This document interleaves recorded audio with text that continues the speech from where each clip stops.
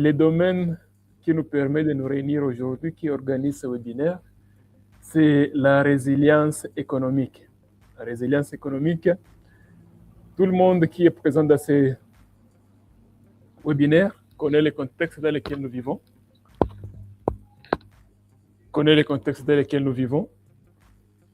et ce qui les caractérise et ce qui nous pousse tous à croire que nous sommes dans les incertitudes, nous sommes dans un contexte incertain qui ne semble pas augurer des lendemains meilleurs.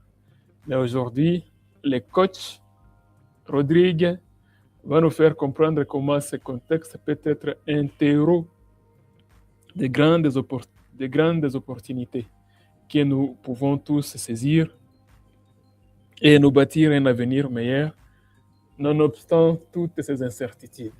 Alors, il est déjà avec nous dans ce studio ou dans ce webinaire. Nous souhaitons bienvenue à tout le monde. Voilà, le coach est là. Coach Rodrigue, bienvenue. Merci beaucoup, cher Akram. Bonjour à tout le monde. Bonjour, nous vous captons. Merci. Alors, je vous ai déjà présenté, j'ai déjà annoncé les sujets de notre webinaire de ce jour. Et c'est à vous maintenant de pouvoir intervenir et de bien vouloir nous développer la matière quant à notre sujet du jour, créer de la valeur dans l'incertitude. Coach, à vous la parole. Merci beaucoup, cher Akram, et merci à tous ceux qui ont accepté de participer à cet webinaire de ce jour. C'est pour moi un réel plaisir de me retrouver parmi vous. Et particulièrement, je voudrais adresser mes vifs remerciements à Vijan Africa qui a cherché à nous associer à cette initiative. Et nous sommes admirateurs du grand travail que vous réalisez depuis maintenant plusieurs semaines, plusieurs mois et plusieurs années. Et nous vous souhaitons de pouvoir rencontrer les succès sur votre parcours et de continuer à impacter le monde dans lequel nous sommes, les communautés dans lesquelles nous vivons et qui nous demandent, qui nous exigent un certain nombre de contributions pour concourir au bien-être de population. Parce qu'effectivement, chacun parmi nous a un rôle à jouer et il reviendra à chacun de pouvoir jouer sa partition parce qu'effectivement, le monde attend notre manifestation. Et ces jours, je vais revenir sur un sujet qui personnellement me tient à cœur et qui est à la base de beaucoup d'activités que j'ai dû organiser depuis plusieurs semaines, depuis le début de cette année, parce que c'est une thématique à laquelle j'accorde beaucoup d'importance, beaucoup de valeur. Et en 2015-2016, j'ai dû traverser des moments très difficiles dans ma vie et effectivement, c'est au cours de ces moments que je réalisais combien il était important de pouvoir créer de la valeur, notamment dans le moment d'incertitude, parce qu'effectivement, pendant ces temps, j'ai traversé les moments d'incertitude les plus durs, les plus atroces, les plus cruels dans ma vie. Et à ces moments, je me suis rendu compte qu'il y avait beaucoup d'opportunités à tirer pendant le moment d'incertitude. Mais après, ce n'était pas donné à tout le monde parce qu'effectivement, c'est pendant ces moments que nombreux ont abandonné leurs rêves, que nombreux ont abandonné leurs projets, que nombreux ont sombré dans les antivaleurs, que nombreux ont pu décrocher parce qu'après, ils se disaient nous n'avons pas pu obtenir les mêmes opportunités, les mêmes chances que les autres. Et moi, j'ai pu quand même me tirer de ces moments-là. Et du coup, j'ai comme l'impression que j'ai été investi de la mission pour venir vers des personnes qui, peut-être, qui passent par ces moments difficiles et leur assurer qu'il est encore possible de pouvoir vivre cette vie qu'on a toujours rêvé. Il est encore possible de créer cette entreprise, cette organisation que vous avez toujours désirée, qu'il est toujours possible de pouvoir matérialiser ce qui vous tient à cœur. Parce que nombreux sont passés par l'incertitude, mais ils n'ont pas sombré. Parce que l'incertitude, ce n'est pas une anomalie, mais l'incertitude, c'est notre réalité.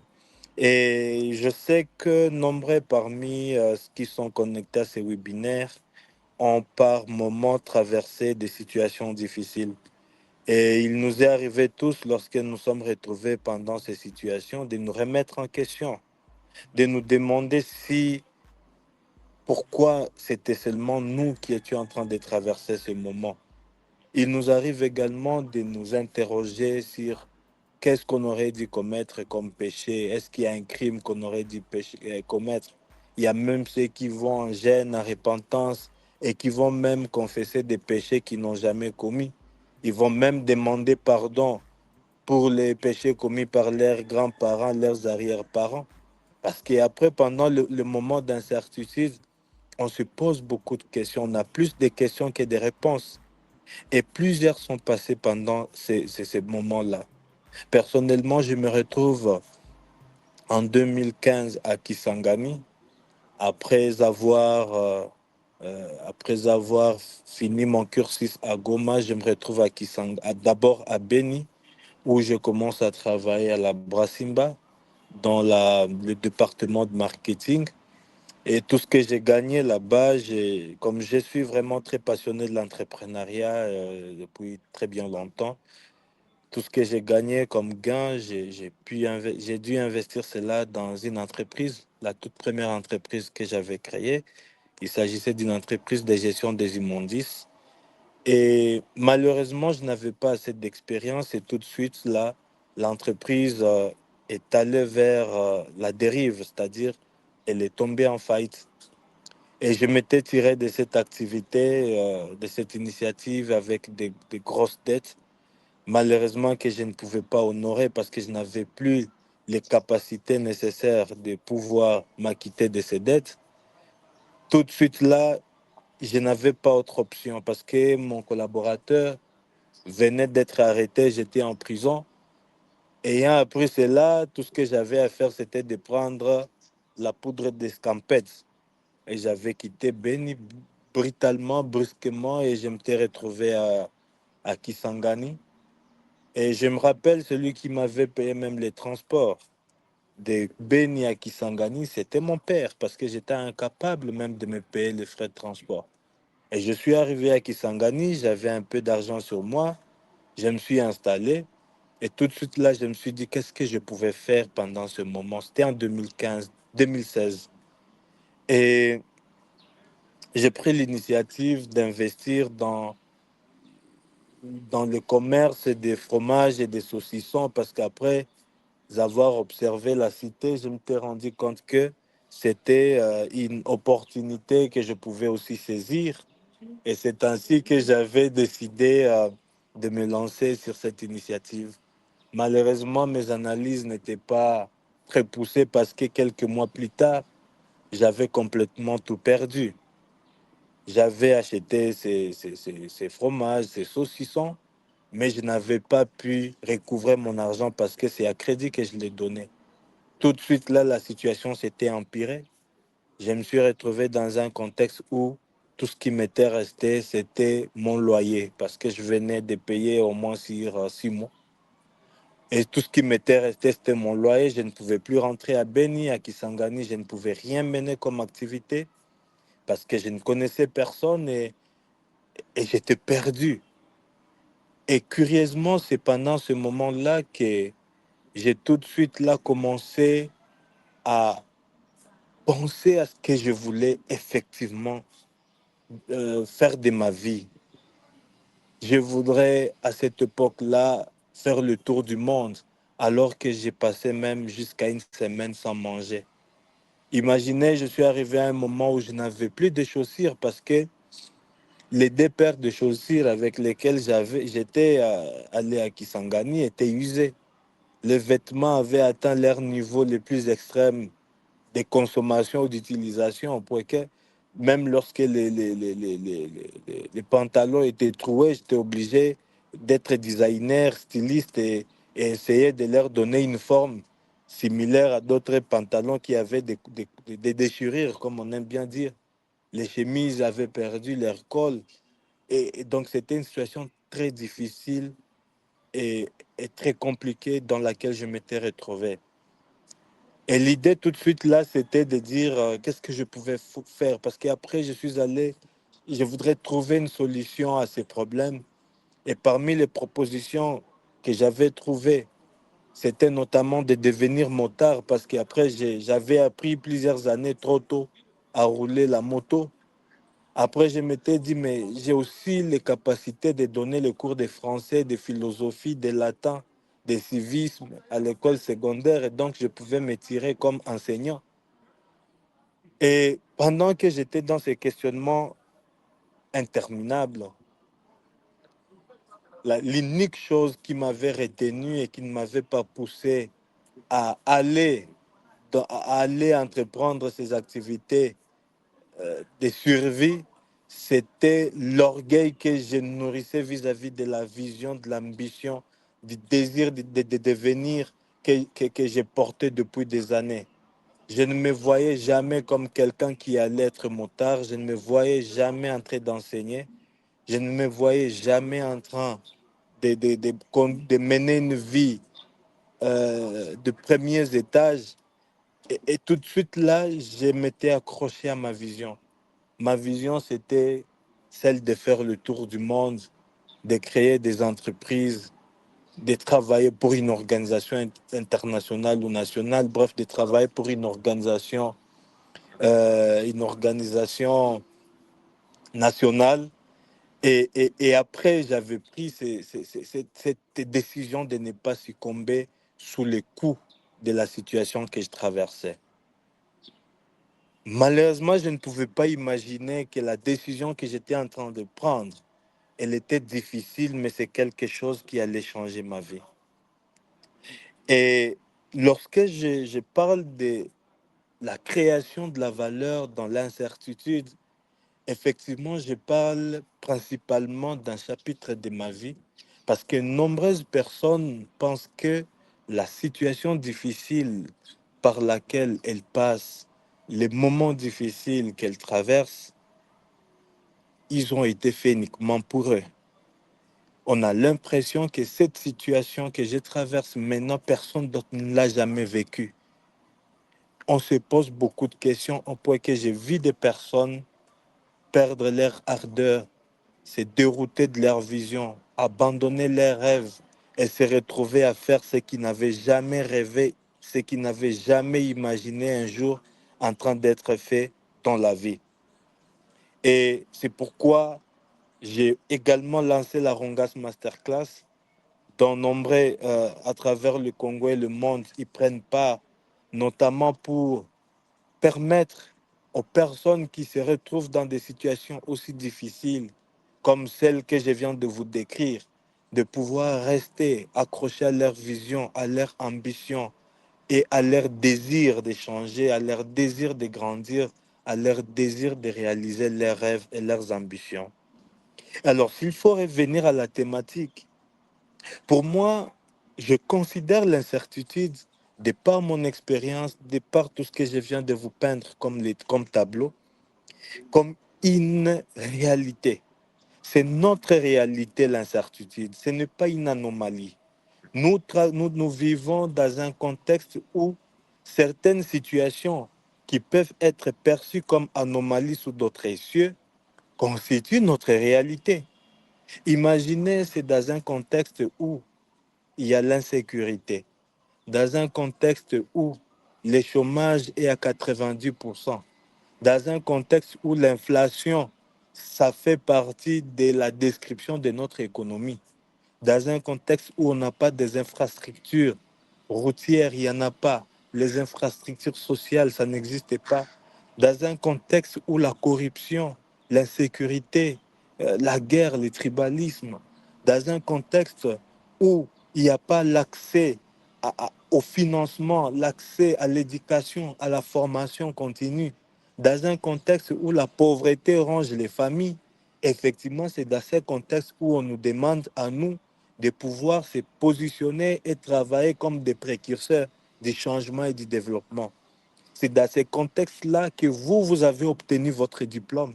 C'est dans ces contextes-là que vous venez d'initier votre organisation, votre projet. C'est dans ces contextes-là que vous avez décidé de mettre fin, de mettre terme à la pauvreté dans votre vie. C'est dans ces contextes-là que vous avez décidé d'être parmi les pionniers d'une nouvelle ère de changement dans ces pays. Ce n'est pas facile. Et donc, c'est là que j'arrive à nous dire, il ne s'agit pas d'anomalie, mais il s'agit de notre réalité. C'est celle-là notre réalité. Et tout de suite là, j'ai compris que des personnes qui ont réalisé que la véritable réalité de notre vécu, c'était celle-là, c'était l'incertitude. Ce sont des personnes qui tout de suite là ont pris leur vie entre leurs mains, ont pris leur destin entre leurs mains et ils ont décidé de ne plus attendre le gouvernement, ils ont décidé de ne plus attendre un sauveur, ils ont décidé de ne plus attendre une intervention quelconque qui viendrait de l'extérieur, mais de pouvoir se positionner comme des artisans, des précurseurs, des pionniers du changement dans leur vie. Et moi, je suis un exemple vivant. J'ai traversé des moments difficiles durant ma vie, mais après, j'ai refusé de chavirer. Lorsque j'avais compris que l'incertitude faisait partie de ma réalité, de mon monde, de mon univers, je suis allé tout de suite là prendre l'engagement de me tirer de cette situation. Et Dieu aidant, je ne suis plus dans la situation où je dépends des solutions qui viennent de l'extérieur, des initiatives qui sont prises par les autres, parce qu'après tout de suite là, j'ai compris que l'incertitude devrait me servir de tremplin pour les changements, des tremplins pour la prospérité, et que pour moi, l'incertitude devrait être une option vers l'accomplissement de mes rêves et de mes ambitions.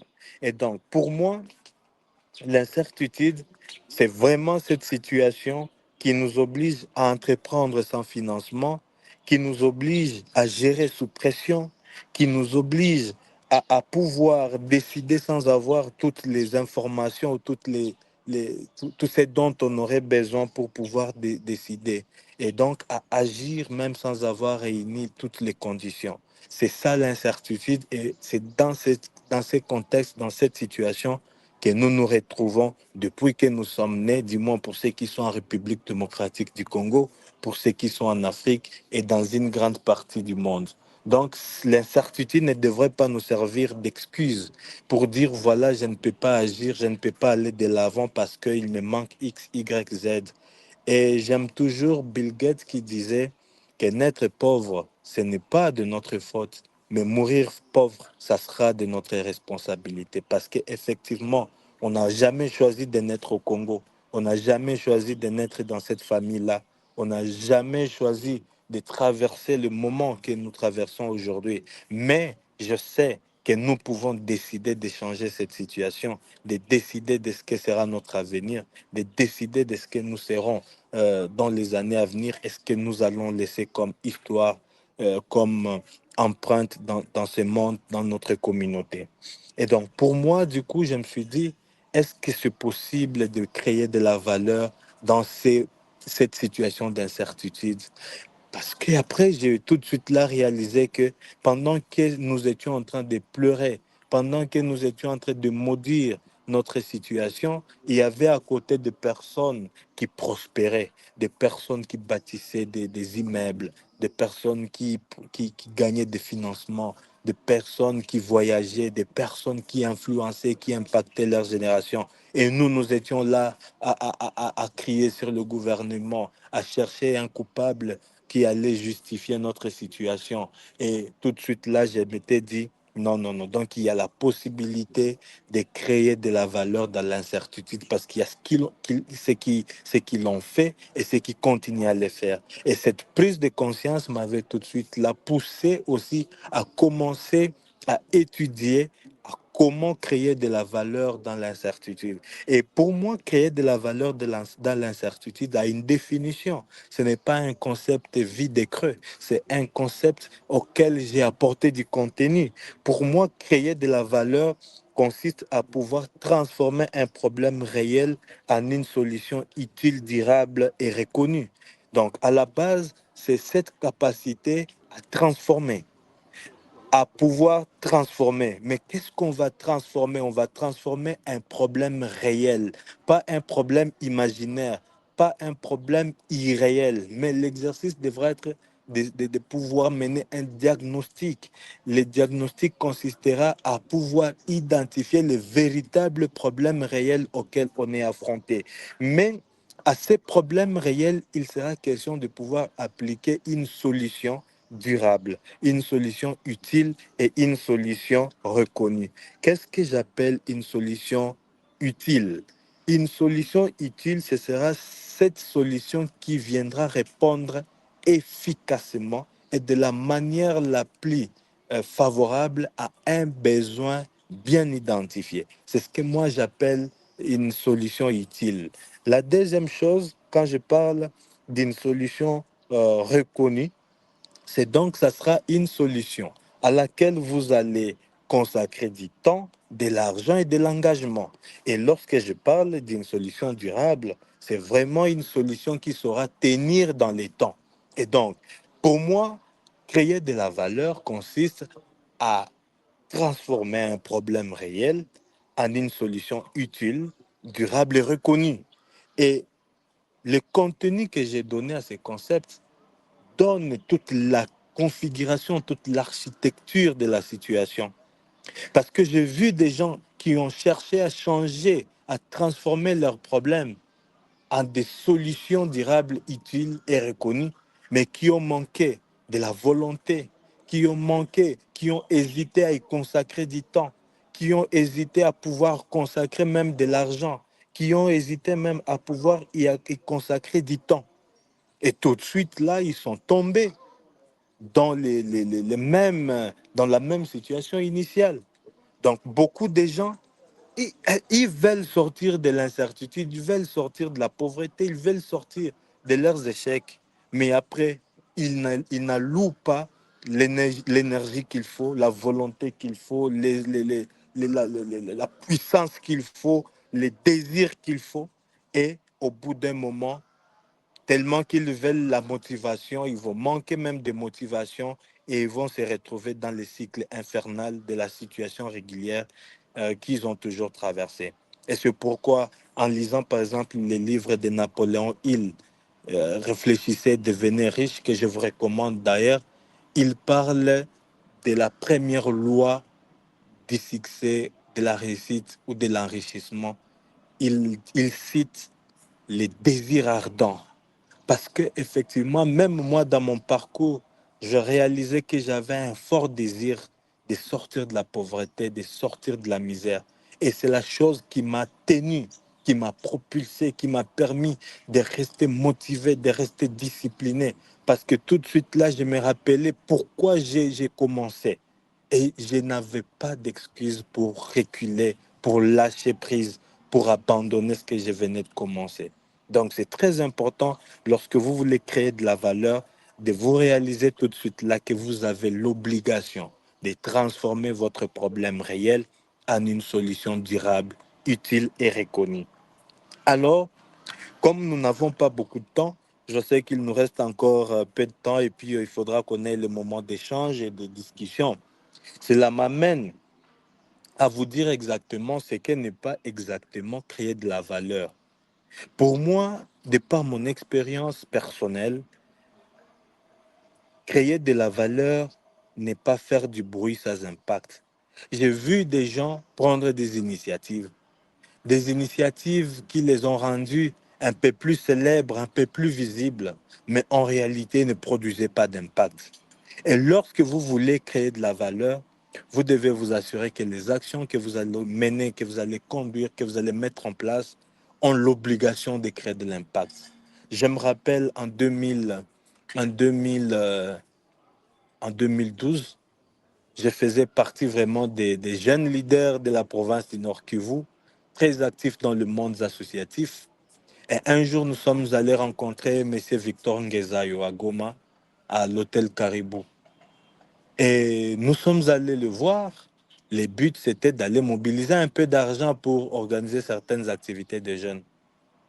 Et nous lui avons parlé, nous savions manier les mots, nous savions y placer chaque mot à sa place, et nous savions toucher les cœurs.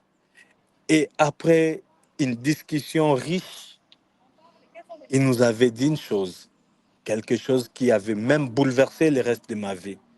Et c'est, je crois, à partir de ce moment-là que j'ai commencé à me retirer du monde associatif des jeunes.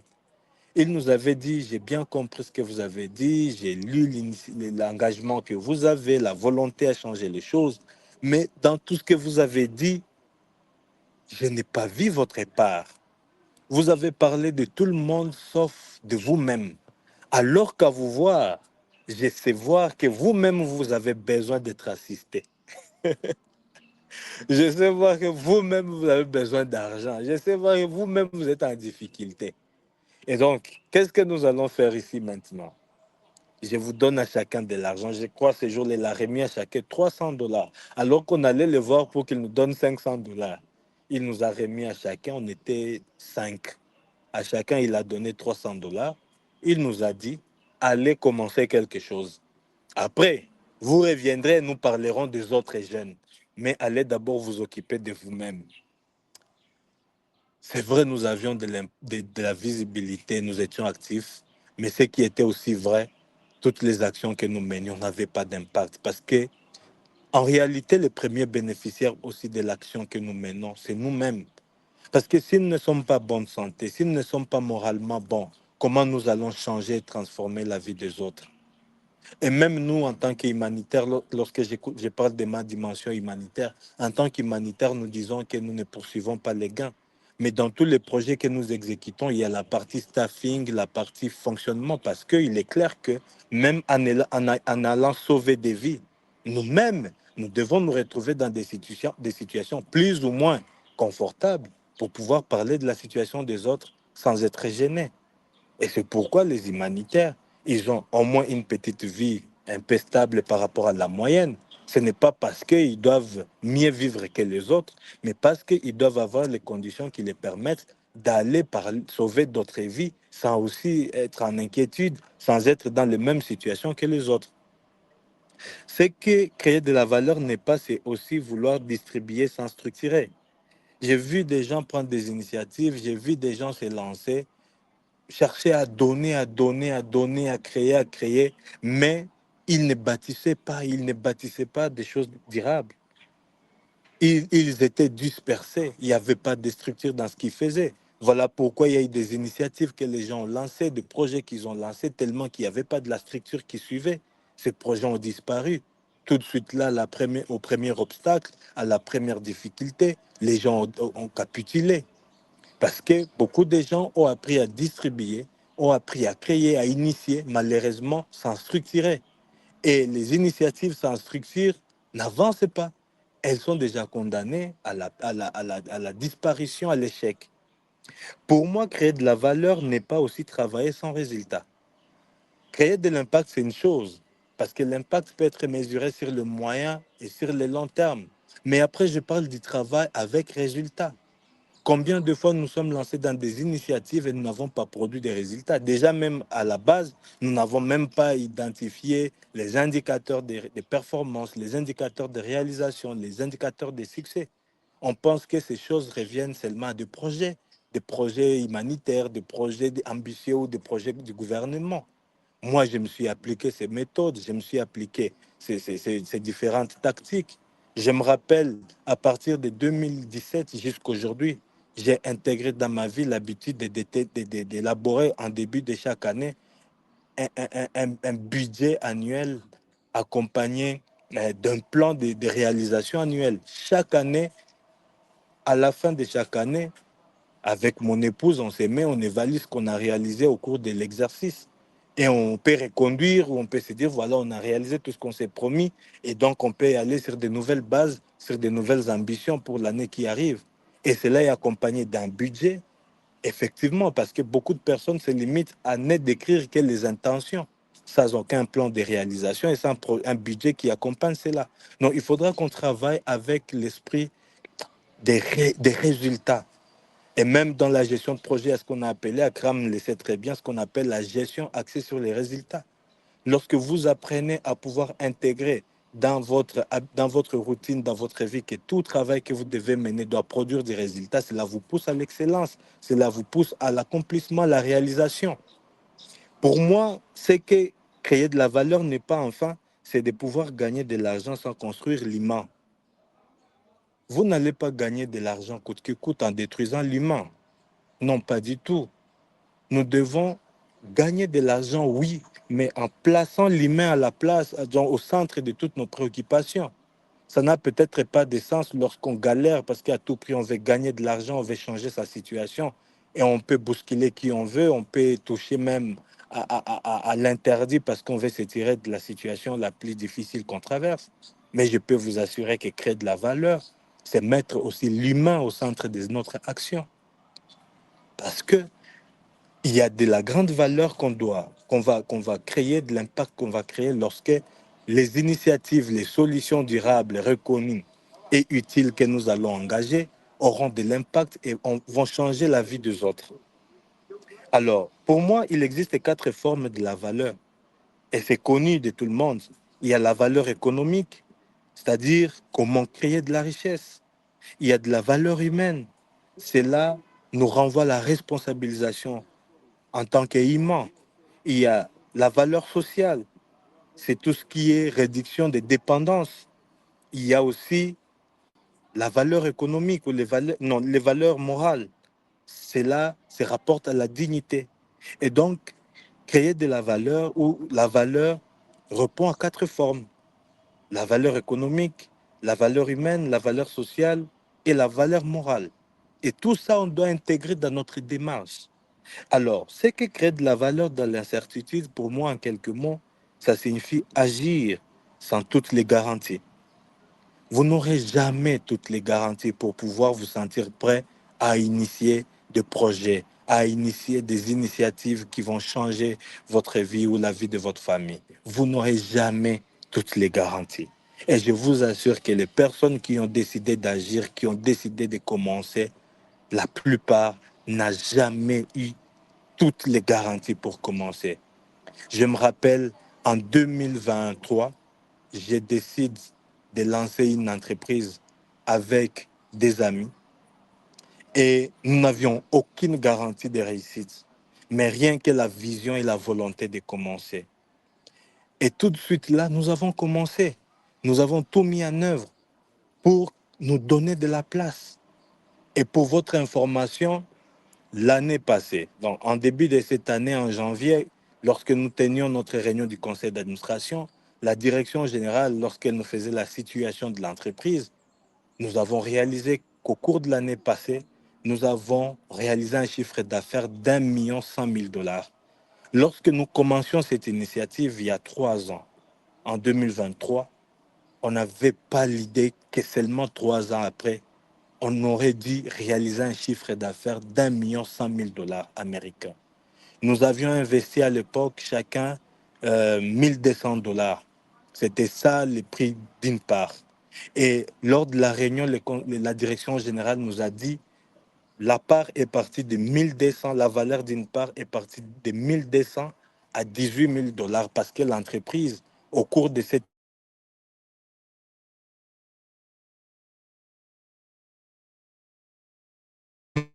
garantie lorsque nous commencions cette initiative. Mais aujourd'hui, on est en train de bâtir une institution. Et tout de suite, là, nous avons fixé, nous sommes fixé l'objectif pour l'année 2026 à 1,5 million comme résultat que nous devons réaliser cette année. Est-ce que nous avons toutes les garanties? Non. Mais nous avons juste la vision et l'ambition. La deuxième chose, c'est que créer de la valeur dans l'incertitude signifie décider avec les informations incomplètes. Il ne faudra jamais chercher à avoir toutes les informations pour commencer. Je me rappelle, moi, dans ma pratique, dans mes habitudes, chaque fois que j'atteins dans mes analyses 60%, disons, d'analyse, de documentation, et que je suis convaincu à 60%, je me donne l'ego de lancer l'initiative ou de me lancer. Je n'ai jamais cherché à avoir 100%, à être persuadé, convaincu à 100%, parce que j'ai appris que créer de la valeur dans l'incertitude, c'est aussi décider lorsqu'on n'a pas des informations complètes.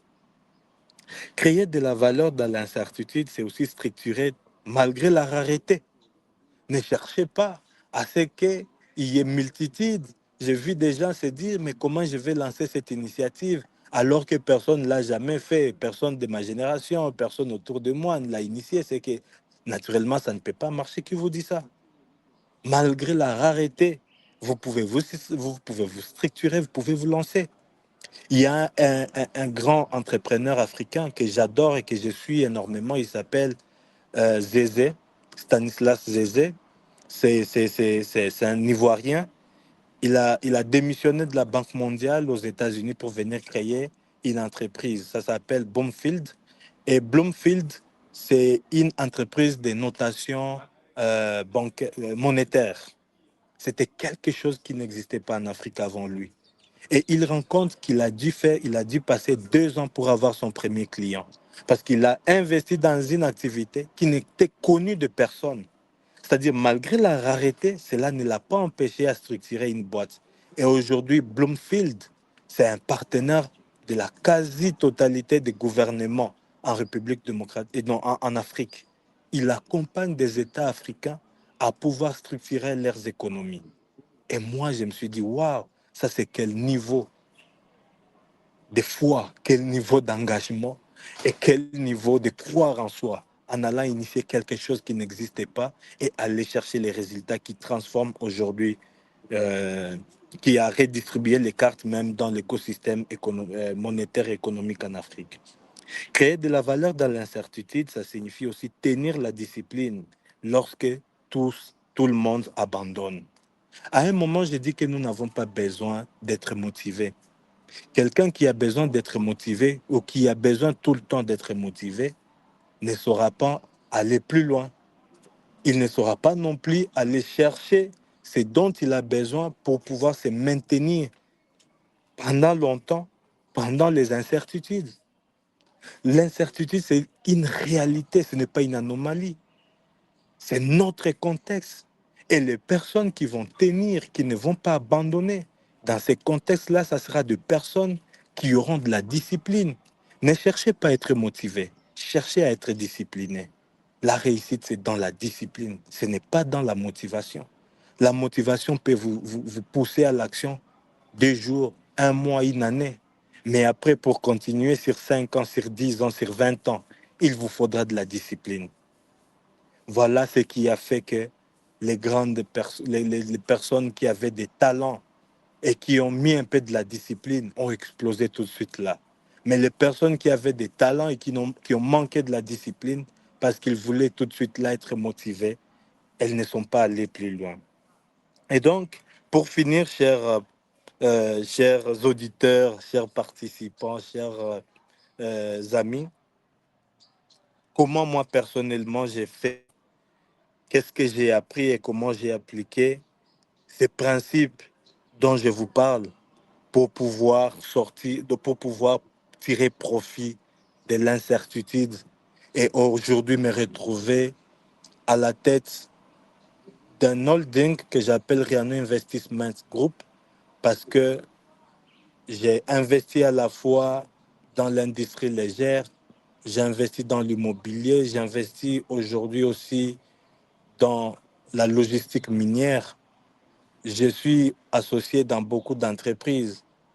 Je suis associé à beaucoup d'organisations communautaires comme membre du conseil d'administration.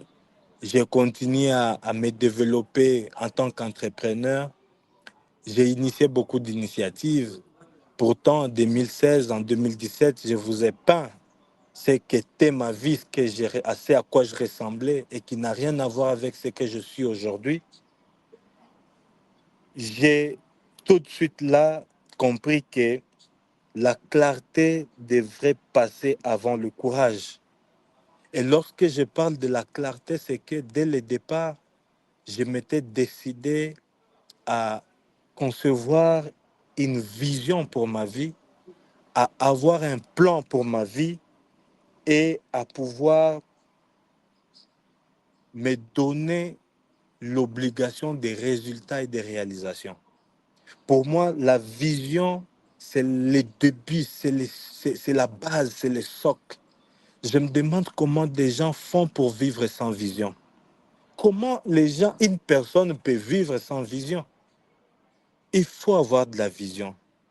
Il y a quelques jours, j'ai rencontré le président des miniers de la province, de l'ex-province orientale.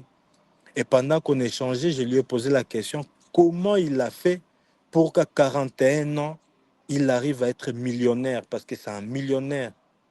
Il m'a dit, Rodrigue, j'ai appris à avoir la vision, à croire en ma vision et à traduire ma vision en actes. Ce sont les trois choses que j'ai faites et qui ont fait aujourd'hui, je suis devenu ce que je suis. Et il m'a dit, la seule chose qui fait la différence entre ceux qui réussissent et ceux qui ne réussissent pas, c'est la vision. Et j'ai réalisé, j'ai commencé davantage à croire à mon credo qui me dit que la clarté doit passer avant le courage. Avoir du courage sans vision, c'est gaspiller son énergie. On peut avoir beaucoup de courage, beaucoup de volonté. Regardez un peu les cascadeurs, ceux qui s'appellent cascadeurs. Ce sont en réalité des courageux. Mais la plupart parmi eux, ce sont des personnes qui ont du courage, mais qui n'ont pas de vision. Parce qu'une personne qui a la vision, il va pouvoir se structurer et aller chercher des résultats sur le long terme. Donc, c'est très important de pouvoir arriver à un niveau où vous vous dites, oui, j'ai le courage, oui, j'ai les talents, mais est-ce que j'ai la vision, est-ce que j'ai une direction? Et pendant que j'étais dans mon incertitude, parmi les choses que j'avais faites, c'était de pouvoir planifier ma vie sur les 10 ans à venir. Je n'avais pas mangé, je n'avais pas d'habitation, je n'avais rien sur moi.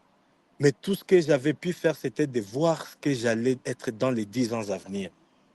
Et je raconte toujours dans mes masterclass cette histoire qu'il y a quelques années, je crois en 2026, non, l'année passée, avec mon épouse, on se retrouve à Beni, dans une de nos résidences. Et là, on était en train de fouiller ce qu'on avait comme bien. Parce que moi, j'aime bien écrire, regarder ce que mes mémoires, quoi. Et on était en train de fouiller nos histoires. Et là, on est tombé sur mes archives. Des archives que j'ai écrites depuis, que j'ai constituées depuis 2015-2016. Et là, j'étais en train d'écrire des choses que j'allais réaliser dans les 10 ans à venir. Et ce jour-là, j'ai versé des larmes parce que je m'étais réalisé sans le savoir malheureusement, bien que je savais à quoi est-ce que j'étais engagé. Je m'étais rendu compte que j'avais réalisé les 100% de ce que j'avais planifié en 2015, en 2016, lorsque je n'avais rien, lorsque je manquais de tout. Et la dernière réalisation que j'avais faite, c'était de visiter le stade de Barcelone, le Camp Nou, parce que je suis un membre de Barcelone. À l'époque, lorsque j'ai visité Barcelone, j'ai carrément aussi, tout de suite là, je me suis fait enregistrer comme membre de Barcelone. Et c'était l'accomplissement d'un rêve. Je ne savais pas pendant ce moment-là que ce que j'étais en train de décrire comme ambition pouvait se réaliser dans les 10 ans. Pour moi, c'était des ambitions de la vie. Mais j'ai su les réaliser en seulement 10 ans. Je voulais avoir des résidences. Je me réalisais à ce moment-là que j'avais plus d'une résidence. Et aujourd'hui, j'ai une entreprise immobilière, Yannick's Properties. À ce moment-là, je voulais être à la tête des entreprises. Je voulais créer un incubateur d'entreprise. Aujourd'hui, je suis à la tête d'un incubateur d'entreprise, Bingo Innovation Hub, et qui est dans 4 villes de la République démocratique du Congo, Goma, Beni, Bunia, Kisangani. On va ouvrir maintenant à Kananga, au Kasaï central. Et avec des visions d'ouvrir des bureaux dans d'autres pays, notamment à Nairobi, à Dakar, des bureaux régionaux. C'est de l'ambition, mais à cette époque-là, je ne valais absolument rien. Je n'étais que vide, sans forme. Je ne valais absolument rien. C'était la vision. Et donc, vous devez apprendre à faire passer la clarté avant le courage pour que votre énergie ne se disperse pas. Parce que beaucoup de gens sont en mouvement, mais ne connaissent pas le progrès. Les personnes qui prospèrent, les personnes qui avancent, ce sont des personnes qui portent des visions et qui sont structurées. La deuxième chose, j'ai compris que l'excellence ne devrait pas être un prestige. L'excellence doit être un choix quotidien et non négociable. L'excellence, pour moi, c'est de pouvoir avoir des standards élevés, comme des standards de vie non négociables. La plupart des personnes qui travaillent avec moi me reprochent d'être perfectionniste. En réalité, je ne suis pas perfectionniste, mais c'est parce que je crois à l'excellence. Je veux être meilleur, je veux être le premier de ma classe, je veux être le premier de mon travail, où je travaille, je veux être premier de l'environnement où je me trouve. En tant qu'entreprise, en tant que travailleur, en tant que citoyen, je veux être le premier. Et pour être le premier, je cherche toujours à être excellent. Et cela m'amène à pouvoir intégrer dans ma vie la notion du sacrifice. Et j'ai vite réalisé que beaucoup de personnes sont restées dans l'incertitude, n'ont pas réussi à créer de la valeur parce qu'ils ont toujours cherché à être dans la masse. Vous ne ferez pas la différence, vous ne vous ferez pas découvrir, vous ne ferez pas remarquer tant que vous resterez dans la moyenne. Allez chercher l'excellence, allez chercher la première place. Moi, j'ai appris à chercher la première place dans tout ce que j'ai fait. Partout où je passe, je veux être le meilleur, je veux écrire une histoire, je veux laisser de l'empreinte. C'est ça mon credo. La troisième chose, pour moi, j'ai appris que personne ne viendra me sauver de ma situation. Et c'est la chose qui a tout transformé dans ma vie. J'avais vite compris que les déclics étaient personnels. J'avais vite compris que les bons moments n'existent jamais. Il n'existera jamais. Et j'avais compris que le succès signifiait préparation plus opportunité. Et j'avais décidé de me préparer avant que les opportunités n'arrivent. Aujourd'hui, j'ai lancé des initiatives, j'ai lancé des entreprises, pas parce que je suis en train de poursuivre une opportunité, mais parce que je suis en train de bâtir une vision. Et je sais que les opportunités arriveront à un moment pendant que j'avais déjà initié mes projets et mes initiatives. Donc, c'est très important. Là, ce sont les choses que moi, j'ai personnellement appris de mon incertitude. Mais qu'est-ce que j'ai appliqué tout de suite là? Ce que j'ai appliqué, c'était de construire une vision, d'adopter l'excellence comme standard de vie et d'être responsable, c'est-à-dire de prendre ma vie entre mes mains et de décider de vivre la vie que je veux vivre. Et tout de suite là, lorsque j'ai réalisé que les objectifs de 10 ans venaient d'être réalisés, je me suis lancé sur un projet plus fou. Aujourd'hui, je viens de finir la planification de mes 10 prochaines années, mais je vous assure que ce sont des objectifs encore plus fous. Et je vous donne rendez-vous dans 10 ans pour pouvoir évaluer ce qu'on sera devenu. Et moi-même, je vous lance les défis. Rêvez plus grand. Donnez-vous rendez-vous avec l'avenir et allez chercher de plus gros résultats pour créer de l'impact et des résultats qui vont changer votre vie. Mon mentor, mon coach, il y a quelques jours, j'ai parlé avec lui et il me disait qu'il est très difficile de réaliser des petites ambitions, mais qu'il est très facile à un niveau de réaliser de grandes ambitions. C'était très profond. On a dû passer 2 heures en train d'exploiter cette thématique pour comprendre toute l'astuce, toute la profondeur qu'il y avait dans ce qu'il était en train de dire. Et donc, en conclusion, cher Akram et chers amis, quand tout est incertain, quand l'incertitude règne dans votre vie, seule la vision deviendra votre boussole. Si moi je me suis tiré de ma précarité, je ne dis pas que l'incertitude va changer. Je vous ai dit que l'incertitude, c'est notre réalité. Mais dans cette réalité, vous devez trouver votre place. Vous devez arriver à créer votre position et à vous tirer de la précarité parce que l'incertitude, c'est une opportunité. Dans cette situation, j'ai compris que seule la vision pouvait me tirer de cette situation. Et elle m'a tiré de cette situation. Et elle me permet de naviguer au-dessus de l'inconfortabilité. La deuxième chose, quand vous visez l'excellence, le sacrifice devient le prix à payer. Donc l'excellence naît du sacrifice. Du moment où vous décidez de quitter de l'incertitude, vous devez choisir l'excellence comme standard de vie. Et lorsque vous choisissez l'excellence, vous devez être prêt à payer tous les prix que cela exige. Et en dernier lieu, quand personne ne peut vous sauver, seule la responsabilité deviendra votre force. C'est lorsque vous êtes responsable que vous vous souviendrez toujours de pourquoi vous avez commencé.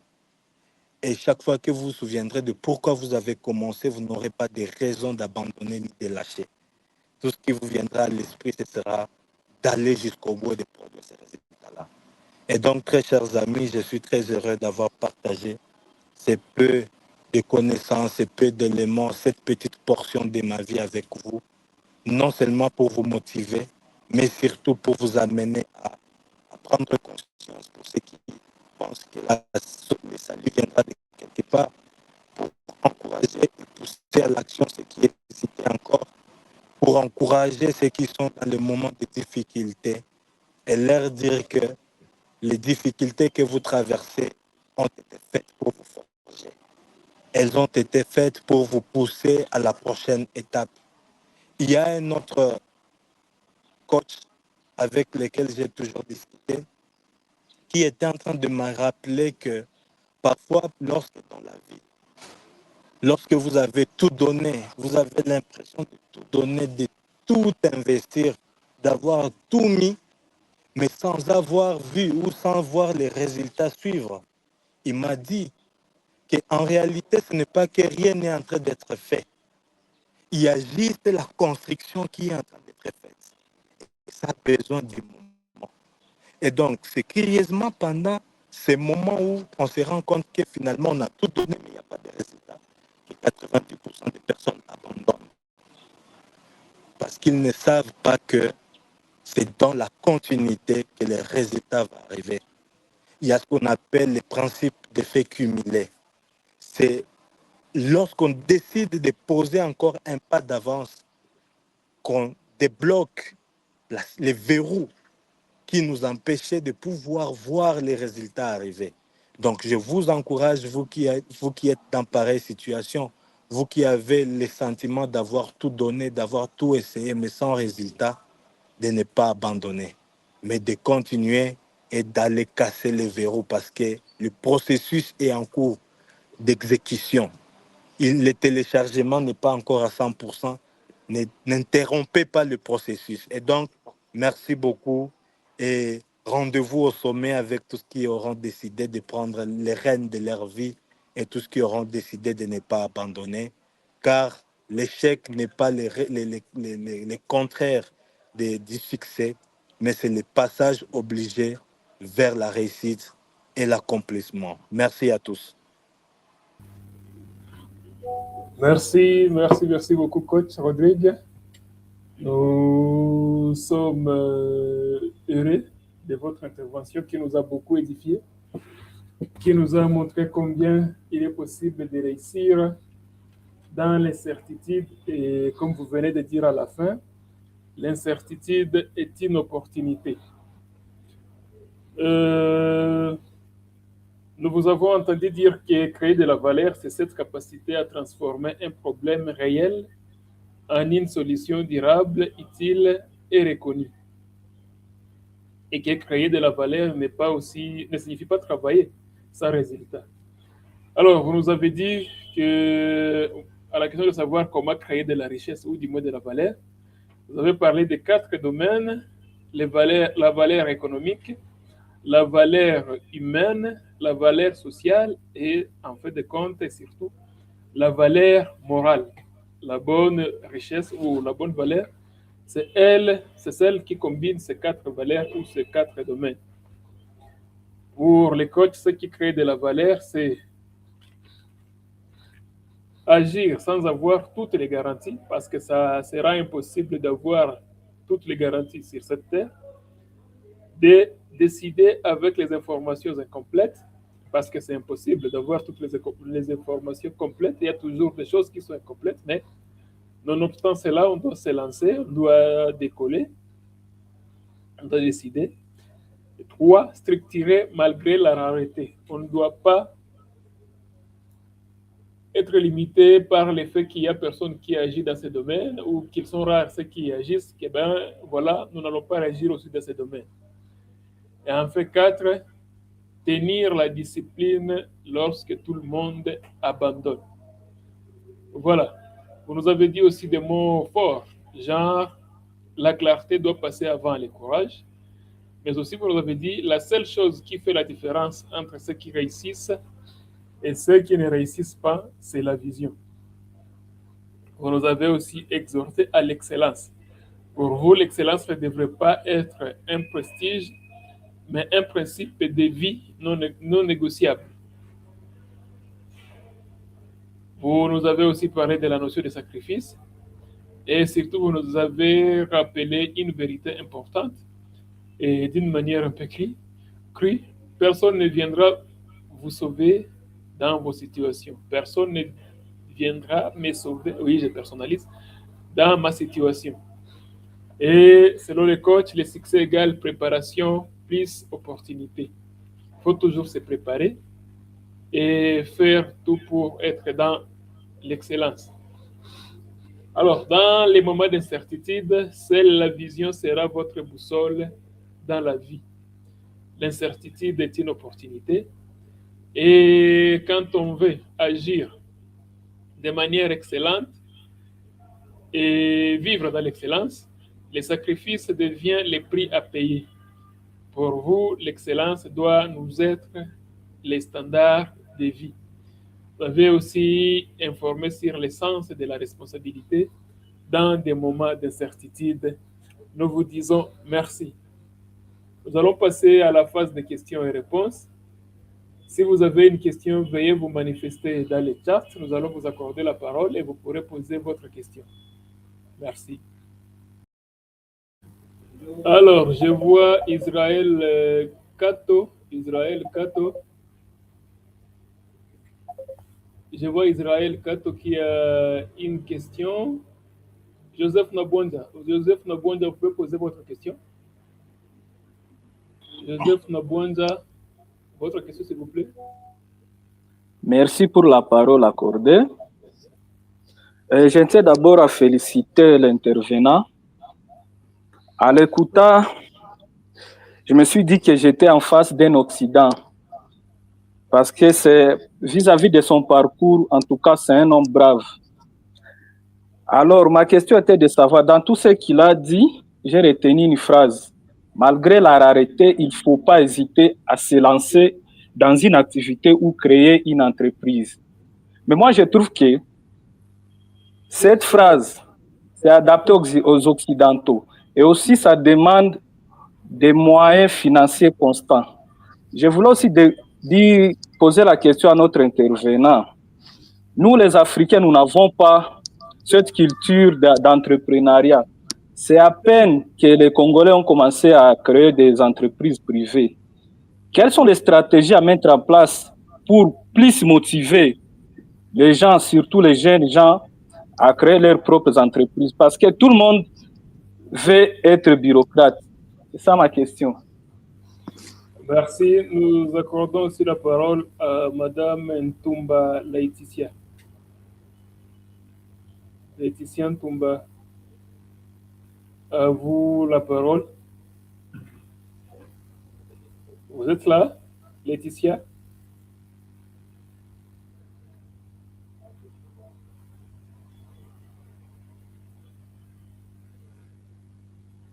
Laetitia? Madame Laetitia?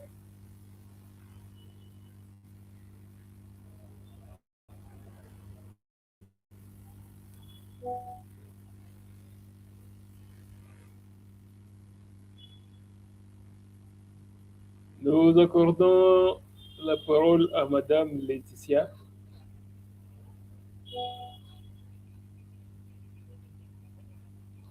Veuillez ouvrir votre micro et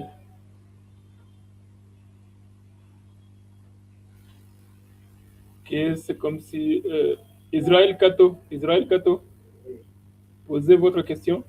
Bonjour. Ouvrez le micro pour poser la question. Oui, merci.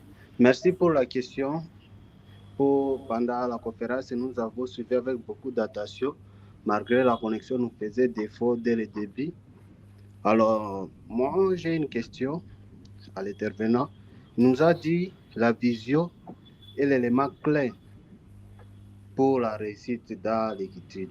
Il nous a parlé beaucoup sur l'excellence, il nous a parlé sur la clarté. Alors, ma question est celle-ci.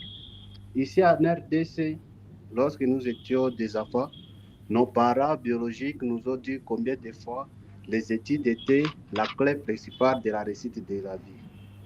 Mais après avoir obtenu le diplôme, il n'y a pas d'opportunités. Pourtant, nous étions déjà préparés à l'école. Alors, les jeunes, face à cette peur, les jeunes se sont mis ensemble dans un endroit où quelqu'un s'est mis à travailler sur un projet. Il manque des moyens pour lancer le projet. Ma question est celle-ci. Est-ce qu'un jeune pareil peut revenir chez les parents pour demander un peu de moyens afin de lancer le projet et réussir? Parce que le grand besoin, la grande vision est extrêmement de réussir dans la vie. Est-ce qu'il peut revenir ou continuer de se battre? Comme vous avez dit, personne viendra aider une personne dans sa responsabilité. Et avec notre situation, combien de temps ça prendra-t-il pour qu'il réussisse à avoir ces petits moyens et lancer ce projet? Merci pour ma question.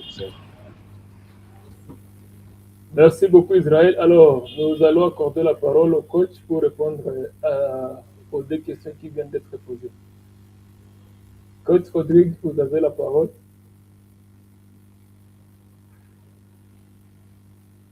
Allô, coach?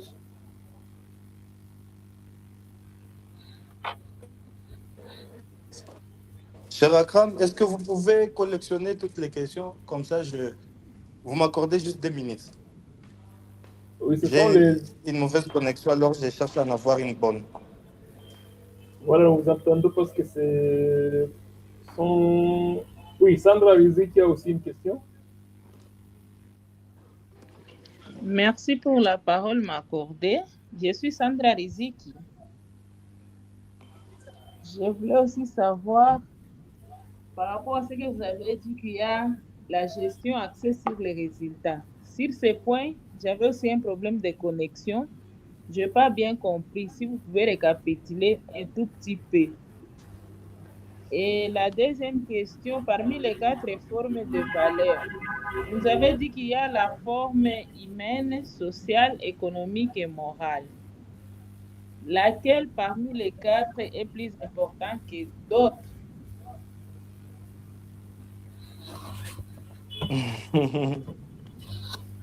Merci beaucoup, Madame Sandra. Nous avons aussi dans les charts la question de Rodrigue Makelele qui demande que faire pour se rassurer que sa vision est relevante par rapport à notre contexte et situation, mais aussi quelles sont les difficultés à anticiper, surtout dans notre contexte de guerre et instabilité. Voilà les 2 questions de Rodrigue. Alors, Israël demandait, sa question, c'est comme ce qu'on nous dit souvent quand on se raconte des choses, et qu'à l'école, on nous a dit, ou du moins quand on était enfant, on nous dit que l'école, c'est la clé de la vie. Mais quand on a fini, c'est comme si le gouvernement ou les autorités ont déplacé la porte, et nous avons la clé, mais nous ne savons pas d'où ouvrir. Alors, c'est dans ce sens-là qu'il a posé la question de savoir que, vu que cette clé qu'on nous donne inventée ne semble pas marcher, alors en vous suivant, il a semblé dire que nous devons réunir des moyens pour entreprendre. Et il a semblé poser maintenant comment est-ce qu'on peut avoir ces moyens, pourquoi faire pour les réunir dans notre contexte pour pouvoir maintenant en les utilisant, atteindre ce qu'on peut appeler la liberté ou l'autonomie financière. Il y a Joseph qui vous a félicité pour votre intervention. Il a utilisé le terme quand vous écoutez, c'est comme s'il écoutait, il entendait un occidental. La question, Joseph, c'était quoi? Joseph, vous la parole. La question était de savoir quelles sont les stratégies à mettre en place pour que les jeunes aient cette culture d'entrepreneuriat. Parce que tout le monde, quand on termine les études, on veut toujours être bureaucrate.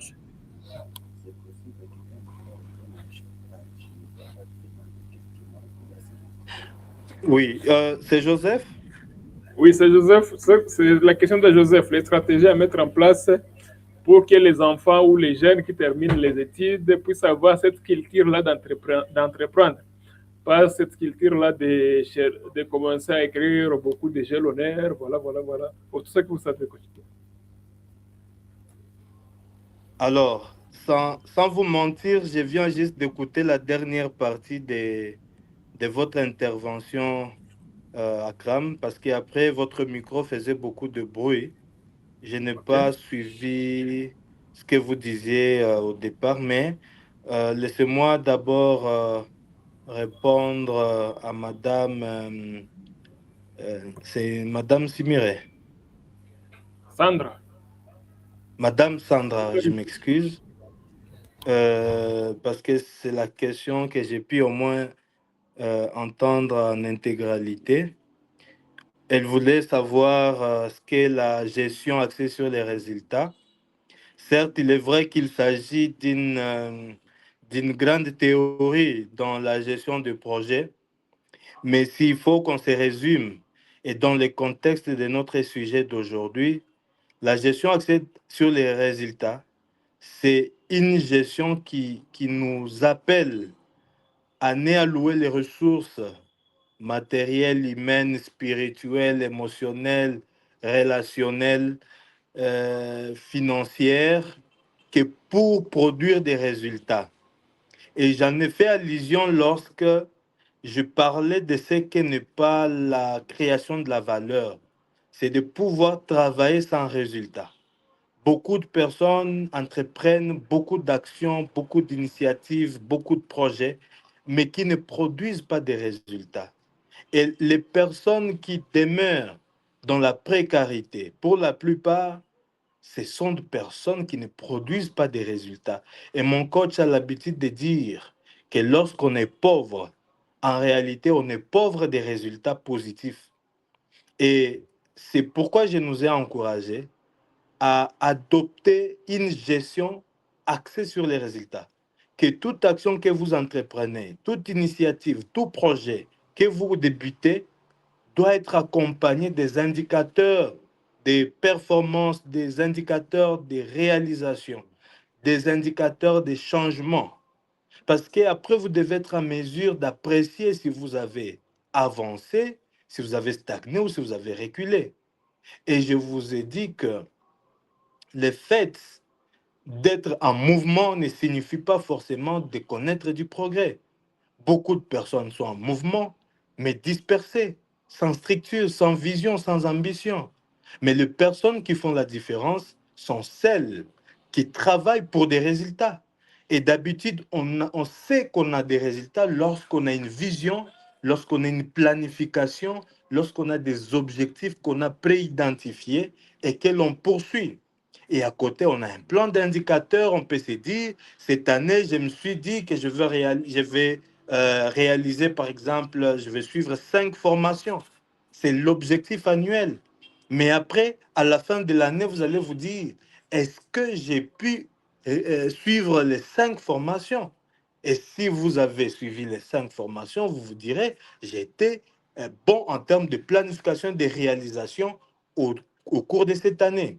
Et c'est ce qui manque à beaucoup de personnes, parce que déjà, lorsque vous n'avez pas de vision, vous n'avez pas d'objectif, vous n'avez pas de plan, comment vous allez vous retrouver dans une gestion axée sur les résultats. Donc, c'est pourquoi j'en ai parlé et c'est une thématique que vous pouvez chercher toujours à approfondir parce qu'elle est riche en enseignements. La deuxième question, à part la gestion axée sur les résultats, vous vouliez savoir c'est quoi la valeur qui se place en ordre utile par rapport aux autres. Oui, j'ai parlé de la valeur économique, j'ai parlé de la valeur humaine, la valeur sociale et la valeur morale. À mon avis, ces quatre valeurs marchent ensemble. Il n'y a pas une valeur qui soit plus importante que les autres. Parce que vous avez besoin de créer de la richesse. Créer de la richesse, c'est la valeur économique. Même si vous cherchez la valeur, je vais dire la valeur sociale, c'est-à-dire la dignité, sans la richesse, en tout cas dans nos sociétés, dans nos communautés, vous allez perdre un peu de substance. Voilà pourquoi si vous voulez être complet, vous devez avoir ou détenir, rechercher les quatre valeurs holistiques. Vous devez les posséder. Et pour moi, les quatre valeurs sont non détachables. Elles sont liées les unes aux autres. Et elles nous invitent à pouvoir être complets. Parce que les personnes qui font la différence, ce sont des personnes qui se retrouvent équilibrées. Et nous devons avoir de l'équilibre. C'est vrai, il y a des valeurs qui prendront de l'ascendance sur d'autres, mais après, il faut en avoir les quatre. Il faut désirer les quatre valeurs, aller les chercher pour mener une vie exemplaire et équilibrée. Donc, moi, je n'ai pas en tout cas de préférence pour l'une ou l'autre, mais je pense que toutes les quatre valeurs sont très importantes et chacune a sa portée, chacune a ses bienfaits, chacune a ses effets pour nous permettre de vivre une vie épanouie. S'il faut que je revienne dans les chats, parce que après je vais demander à Akram, à défaut de pouvoir mettre dans les chats, sinon il va pouvoir, je vais lui supplier de pouvoir relire notamment la question de Joseph et d'autres personnes. Mais après, il y a Rodrigue, mon homo, qui disait que faire pour se rassurer que sa vision est pertinente par rapport à notre contexte et situation, mais aussi quelles sont les difficultés à anticiper, surtout dans notre contexte de guerre et d'instabilité. Alors, comment se rassurer que sa vision est pertinente? J'ai toujours l'habitude de dire que la vision, elle est d'abord personnelle. C'est vous qui désirez la chose, c'est vous qui désirez les changements, c'est vous qui désirez la transformation.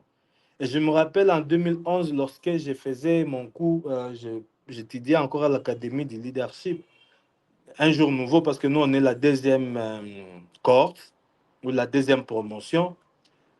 Camille Toto avait l'habitude de nous dire que on parle d'une vision lorsqu'elle est personnelle, lorsque c'est votre vision, c'est vous qui la concevez.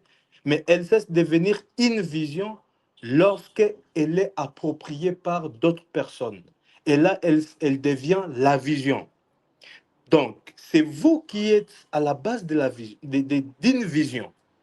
Vous vous projetez un avenir meilleur, vous vous projetez un monde plus beau, vous vous projetez un accomplissement personnel explosif. C'est vous qui désirez cela, c'est vous qui voyez cela, et c'est vous qui mesurez sa pertinence. J'ai toujours l'habitude de dire aux gens, nous ne sommes pas en compétition. Nous n'avons pas besoin de nous faire valider par les autres. Mais nous avons vraiment besoin d'être convaincus par ce que nous faisons, parce que nous initions. Et donc, pour qu'une vision soit pertinente, pour moi, je pense qu'elle doit comporter d'abord la solution à un problème. Et cette solution doit être durable, elle doit être reconnue et elle doit être utile. C'est tout ce que j'ai appelé créer de la valeur dans l'incertitude, donc créer de la valeur. Donc, ce que vous devez faire, c'est de vous assurer, est-ce que ce que je suis en train d'ambitionner, ce que je désire, rencontre la durabilité, la reconnaissance et l'utilité.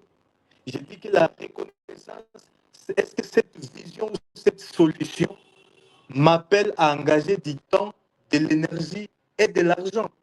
Lorsque j'ai parlé de l'utilité, c'est lorsque cette solution vient résoudre un problème réel ou vient répondre à un besoin bien identifié. Et en dernier lieu, lorsque je parlais de la durabilité, c'est quelque chose qui doit tenir dans les temps. Et je me rappelle toujours à l'Académie Leadership, Pasteur Camille Toto avait l'habitude de nous dire, lorsque vous cherchez à développer une vision, construire une vision, cette vision doit être 100 fois plus âgée que vous. Donc, si vous avez 40 ans aujourd'hui, votre vision doit avoir 4000 ans. Donc, c'est quelque chose que vous ne commencez pas aujourd'hui, que vous réalisez. La vision, elle est plus grande que vous, plus folle que vous. Parce qu'après, vous devez être capable de fédérer les autres autour de cette vision. Lorsque vous avez créé les initiateurs de Vision Afrique, ils l'ont créé. Ils ne l'ont pas créé parce qu'ils voulaient réaliser ces objectifs aujourd'hui et demain.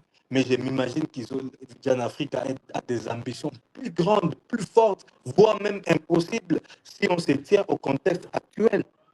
Mais aussi, quelles sont les difficultés anticipées, surtout dans notre contexte de guerre et d'instabilité? En tout cas, je pense que lorsqu'on décide d'être un acteur du changement, un précurseur du changement, il faut s'attendre à 4 choses. La première chose, c'est la déception. La deuxième chose, c'est la trahison. La quatrième chose, c'est le rejet. Et la cinquième chose, c'est l'abandon. Ou la quatrième chose, c'est l'abandon. Les 4 choses seront toujours intimement attachés à votre parcours de leader, de votre parcours d'acteur de changement, de votre parcours qui voulait bousculer les normes, les valeurs établies, la règle connue de tout le monde. Et donc, ce sont des difficultés auxquelles on est affronté, mais qu'on ne peut malheureusement pas anticiper parce qu'elles sont imprévisibles. Et notre contexte de guerre et d'instabilité, elle a débuté depuis plusieurs années. Aujourd'hui, on parle de 30 ans. La plupart d'entre nous est nés pendant cette période. Donc, tout ce qu'ils connaissent, c'est quoi? C'est l'instabilité, la guerre. Mais qu'est-ce que nous allons apprendre à changer dans ce contexte? Ce que nous allons apprendre à changer, c'est notre mindset, c'est notre capacité à être résilient, c'est notre éducation financière, notre éducation en termes de gestion. C'est notre psychologie, c'est notre perception du monde et de notre réalité. C'est tout ce que nous pouvons encore contrôler. Mais les contextes, nous ne les contrôlons pas. Nous ne pouvons pas les changer parce qu'il est au-delà de nos moyens, au-delà de nos capacités, bien que l'on peut l'influencer. Donc, c'est là que je pense qu'il est très important, en tant qu'acteur, de pouvoir se préparer. Vous n'allez pas vous lancer sur une initiative, sur un projet, sans savoir exactement ce que vous voulez obtenir comme résultat, quel changement vous voulez produire. Et est-ce que vous êtes prêt à supporter le poids de votre vision? En cours de parcours, des gens, ils se sont retirés, ils ont abandonné leur vision, ils ont abandonné leur projet. Parce qu'il y a aussi en amont, ils n'étaient pas préparés. Ils ne s'étaient pas préparés moralement, spirituellement, émotionnellement, physiquement, socialement, à aller chercher ces résultats-là. Donc, la chose à anticiper, l'unique chose à anticiper et qui nous aidera sur le long du parcours, c'est la préparation, c'est la formation préalable. Et ce sont les choses qui vont nous aider à aller plus loin. Que devons-nous retenir comme la meilleure définition de la vision? Moi, j'aime la définition, c'est Mouloumé qui pose cette question. Moi, j'aime la définition du pasteur Camille Toto.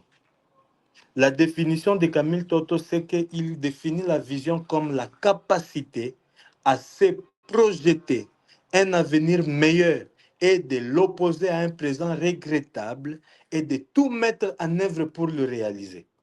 J'aime cette définition parce qu'elle comporte toutes les astuces possibles que j'ai toujours voulu voir dans ce qu'on appelle la vision.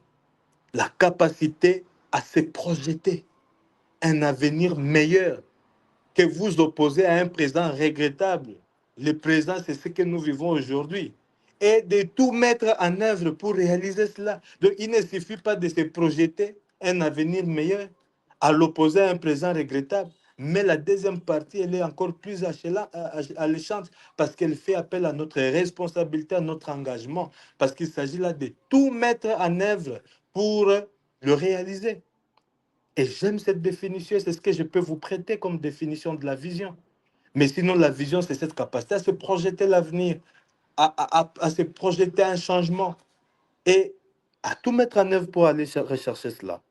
Et donc, voilà les quelques questions qu'il y avait dans le chat. Mais sinon, il y avait la question aussi que Akram a posée, je ne sais pas de qui, mais qu'est-ce qu'il faut faire pour pouvoir amener les jeunes à ne pas avoir la mentalité des gélonneurs, à ne pas avoir la mentalité du suivisme, du conformisme ou de l'inaction. Moi, je pense que la première chose à faire, c'est de continuer la sensibilisation à l'éducation. D'abord, l'éducation financière.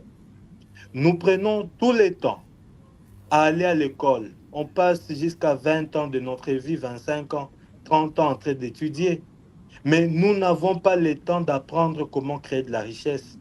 Et lorsqu'on dit aux gens, venez apprendre comment créer de la richesse, comment développer vos compétences, comment structurer vos idées, les gens ne veulent plus parce qu'ils ont été préparés à être des bons exécuteurs, à être des bons serviteurs, à ne pas pouvoir apporter les changements. Vous savez, il y a 3 catégories de personnes. Il y a la catégorie des personnes qui subissent les décisions et les événements. C'est la quasi-majorité des personnes. Il y a la deuxième catégorie, ce sont des personnes qui s'adaptent au contexte, aux événements et aux changements. Et il y a la troisième catégorie de personnes à laquelle je vous invite, c'est la catégorie des personnes qui provoquent les changements. Mais les personnes qui provoquent les changements, ce ne sont pas des personnes qui se disent « j'ai étudié et ça me suffit ». Ce sont des personnes qui sont assoiffées du changement, qui sont assoiffées de la transformation, qui veulent voir le monde marcher selon leur vision. Et c'est cette éducation-là que l'on doit apporter à la jeunesse pour leur dire, vous êtes responsable de votre vie. Vous devez faire partie de la cohorte des personnes qui provoquent les changements. Et cela passe par une éducation permanente, l'éducation financière. La deuxième chose, c'est de pouvoir amener les gens à intégrer dans leurs routines, dans leurs habitudes, la formation continue, l'apprentissage continu. Quelqu'un disait qu'on arrête de vivre lorsqu'on arrête d'apprendre. Il faut désirer d'apprendre, de connaître la curiosité cognitive, il faut la développer. Ce sont des choses qui vont vous amener à pouvoir apporter du changement dans le mindset des personnes. Il y a quelqu'un qui me disait que la réussite dans la vie dépasse 80% des aspects émotionnels, de notre intelligence émotionnelle. Mais combien de personnes sont prêtes à pouvoir développer leur intelligence émotionnelle? On a tout l'argent pour investir dans tout et n'importe quoi, sauf investir sur son propre développement. Et donc, il faut amener les jeunes, il faut amener les enfants à intégrer ces nouvelles habitudes, d'intégrer ces nouvelles théories, ces nouveaux paradigmes et de pouvoir changer le narratif qui nous a maintenus dans la pauvreté. Il faut les appeler à la responsabilité et à l'excellence. Et nous devons être le modèle de cela. Nous devons souffrir pour créer une nouvelle génération, pour montrer les chemins. Et je crois que c'est d'ailleurs l'une des choses qui m'a amené à créer la Rongas Masterclass. Et chaque dimanche, j'organise des digital class pour continuer à édifier ma génération parce que je me suis dit, moi j'ai galéré, j'ai manqué de repères. Mais pourquoi avec ma petite expérience, je ne me prêterai pas comme une référence pour ceux qui voudront bien me suivre, m'imiter et changer leur vie? Parce que j'ai une expérience, j'ai un parcours. Et lorsque j'essaie de comprendre pourquoi nous manquons de repères dans notre environnement, c'est parce que nombreux, ils ont bâti leur succès, leur réussite sur de fausses bases. Ils ont triché pour être ce qu'ils sont. Ils n'ont rien à nous raconter, ils n'ont qu'une expérience à vendre. Et donc, moi, j'encourage à créer plus de débats, à créer plus d'environnements qui incitent au changement de mentalité, au changement de perception de la vie, au changement de la perception personnelle, à l'introduction de nouvelles habitudes qui nous amènent vers les changements et l'accomplissement personnel. À vous, Akram. Oui, merci beaucoup, coach. Merci pour vos riches interventions. Je pense que tout le monde est satisfait des réponses qui lui ont été données. Je vois Hamza Nengo, malheureusement, nous sommes talonnés par le temps, il est déjà 14h15. Hamza Nengo qui demande quel conseil pouvez-vous donner aux jeunes de la RDC qui sont déçus face à la multiplicité du taxes et qui hésitent à se lancer dans l'entrepreneuriat? Ça sera pour la dernière question. Mais il y avait aussi la question d'Israël qui demandait, qui répétait, qui nous disait ce qu'on nous a toujours dit. À l'école, on nous disait que quand on était enfant et qu'à l'école, on nous disait que l'école, c'est la clé de la vie.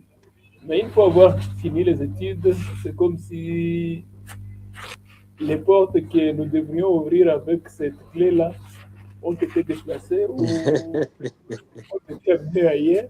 Alors, que faire dans cette situation? Comment réunir les moyens pour pouvoir se lancer dans l'entrepreneuriat et créer de la valeur? Voilà les deux dernières questions. Si vous pouvez y répondre, coach, comme ça on termine notre webinaire de ce jour. Merci beaucoup, Akram. Quel conseil donner aux jeunes de la RDC qui sont déçus face à la multiplicité des taxes? En fait, le premier conseil, c'est que imitez-moi. Si vous pouvez imiter moi, je suis un fruit réel de notre contexte. Je ne dis pas que j'ai déjà réussi, mais je pense que je viens de loin et je suis sur la bonne voie. Je sais exactement ce que je peux vous dire pour peut-être éviter ou pour maximiser telle ou telle autre chose, parce que ce sont des choses que j'ai vécues et que je traverse jusqu'à aujourd'hui. À ces jeunes qui sont déçus, trouvez-vous des modèles, trouvez-vous des repères. Essayez d'imiter ceux-là que vous voulez ressembler. Il y a toujours quelqu'un dans votre environnement qui vous passionne, qui vous fait rêver. Allez vers elle. Apprenez sa vie, apprenez comment elle a pu se forger. Et cela vous donnera davantage de l'espoir. Mais lorsque vous pensez que le monde se limite à vous, effectivement, vous serez déçu et vous allez vous écarter de la bonne voie. Mais maintenant, qu'est-ce qu'il faut faire face à la multiplicité des taxes? Cher Hamza, c'est notre réalité. Et je vous ai dit, nous n'allons pas changer cette réalité. C'est notre contexte. Mais curieusement, c'est dans ce même contexte-là que des gens ils font des millions. Nous avons vu des gens ici, ils ont créé des entreprises, ils ont fait des millions. Et donc, la multiplicité des taxes, c'est juste une excuse pour ceux qui ne veulent pas commencer. Parce que ceux qui ont commencé, ils ont commencé malgré la multiplicité des taxes. Et je peux vous donner une réalité. Vous ne comprendrez jamais une situation sans l'avoir commencé ou sans l'avoir vécue.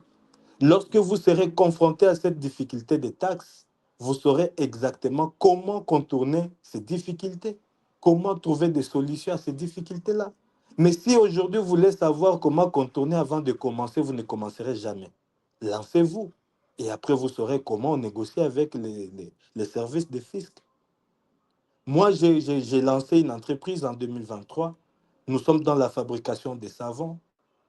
Et aujourd'hui, on vend notre savon dans plusieurs régions, ici en Nord Kivu et en Ituri, et en province, en Ituri et dans la Chopo, mais aussi on a commencé depuis l'année passée à faire l'exportation vers l'Ouganda.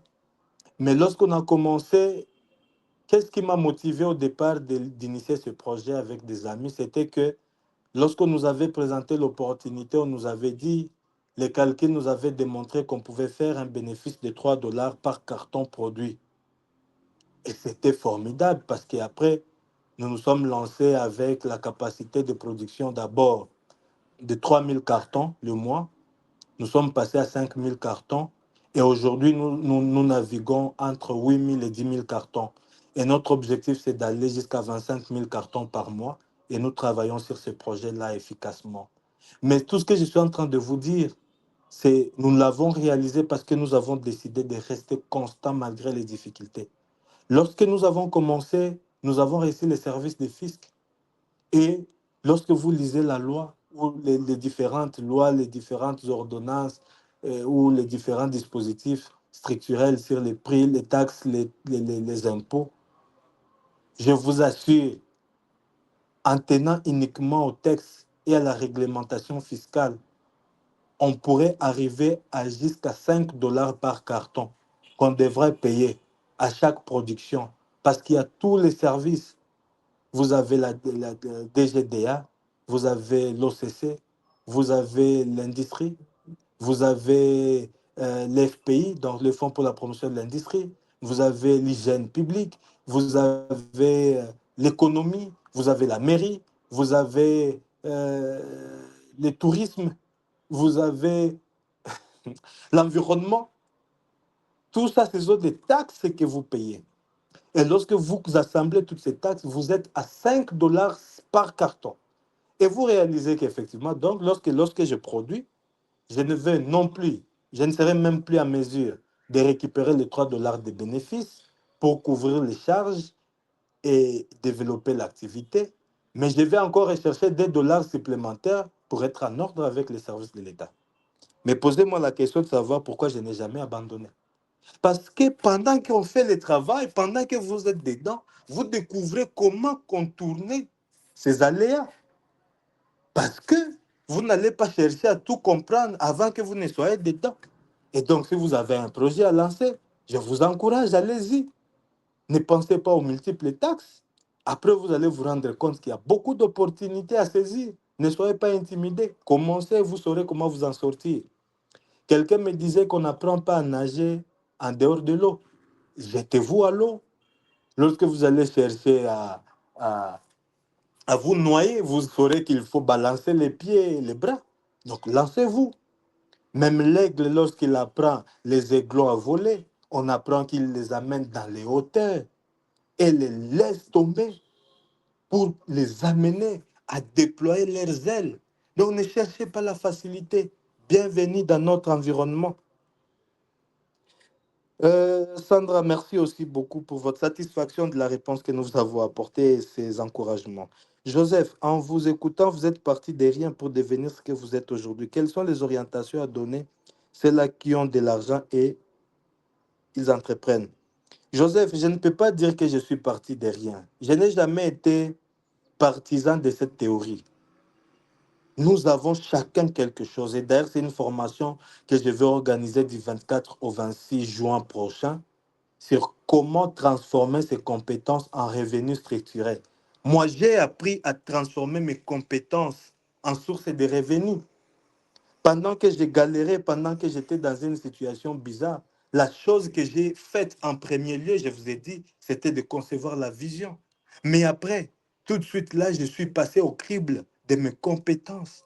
Je cherchais à savoir qu'est-ce que je savais faire. Je me suis souvenu de Moïse devant Dieu dans la buisson. Et Dieu lui posa la question de savoir, Moïse, qu'est-ce que tu as? Moïse a dit, Dieu, je n'ai rien, je n'ai que les bâtons entre mes mains. Et Dieu lui a dit, mais c'est avec ces bâtons-là que nous allons sortir le peuple de la captivité. Et les gens pensent qu'ils n'ont rien, parce qu'ils pensent chercher ce qu'ils n'ont pas.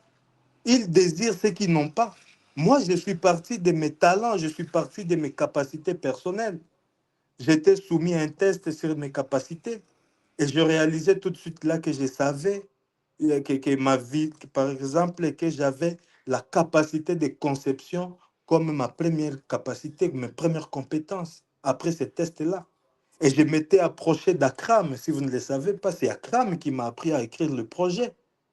J'ai toujours été reconnaissant de lui toute ma vie. Et il le sait, je l'ai toujours dit partout.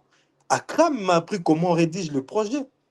Et aujourd'hui, je suis chargé de programme dans une grande organisation nationale parce que j'ai appris à développer mes compétences. J'avais les dons de la vision. Et tout de suite, là, j'ai développé cela. J'ai aussi les dons de leadership. J'ai aussi développé cela. Aujourd'hui, j'enseigne aux gens le leadership dans des organisations. J'avais découvert que j'avais la capacité de transmettre mes idées. Tout de suite là, j'ai porté ma casquette de coach parce que j'avais la facilité de le faire. Donc, je suis allé chercher la solution à moi. Et je ne peux pas dire que je suis parti derrière, c'est être ingrat. Ce n'est pas être reconnaissant de tous les dons, les talents que Dieu a déposés en moi. Et je sais que chacun a un potentiel, a une mine d'or entre ses mains, mais qu'il ignore. Et c'est pourquoi du 24 au 26, je vais organiser une formation pratique sur comment transformer ses compétences en revenus structurés. Parce que moi, je suis parti de là ici, je suis ce que je suis. Toutes les entreprises que j'ai mises en place, les emplois que j'ai occupés, tout ce que j'ai réalisé, je suis parti de mes compétences. Je ne suis pas allé chercher de l'argent d'abord. J'ai cherché à devenir avant d'avoir. J'ai cherché à être avant de paraître. Et c'est ce qu'il faut apprendre avant de pouvoir se mettre dans la course, d'aller chercher de l'argent, parce que l'argent, on ne le cherche pas, on l'attire. Donc, euh, il y a Joseph qui disait, vous êtes parti de rien pour devenir ce que vous êtes aujourd'hui. Quelles sont les orientations à donner ceux-là qui ont de l'argent et veulent entreprendre? Je pense que c'est ce que vous avez dit. Ce que je vais vous donner comme conseil, la première orientation, c'est de vous former. Vous devez vous former parce que il est dangereux de pouvoir investir, même si vous avez l'argent d'investir dans quelque chose que vous ignorez.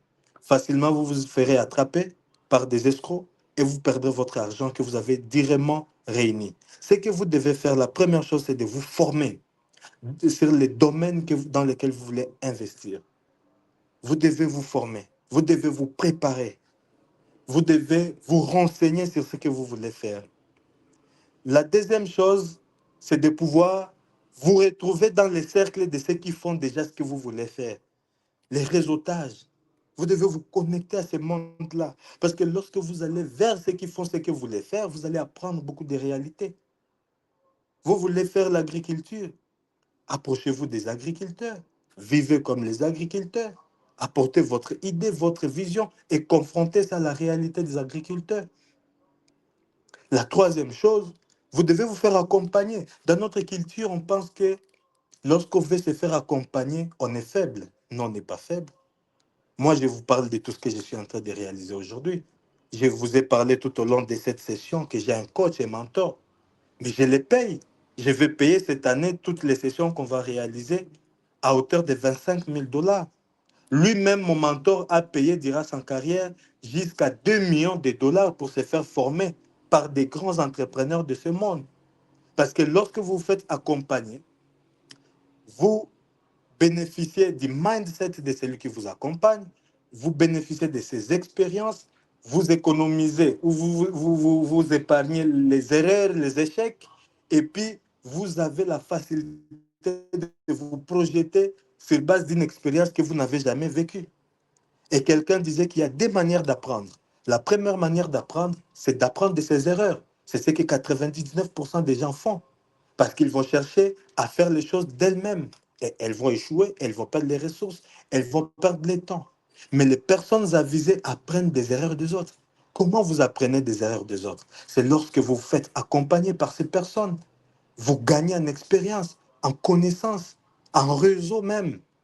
Et donc, la troisième chose que je veux vous conseiller, c'est de vous faire accompagner par des personnes qui ont fait preuve dans ce que vous voulez faire, de vous faire mentorer, parce que vos mentors vous diront des choses que vous n'avez jamais entendues, parce ils les ont tirées de leur expérience, de leur vécu. Vous pouvez lire un livre, mais un livre ne vous communiquera jamais comment il faut surmonter un obstacle pratique.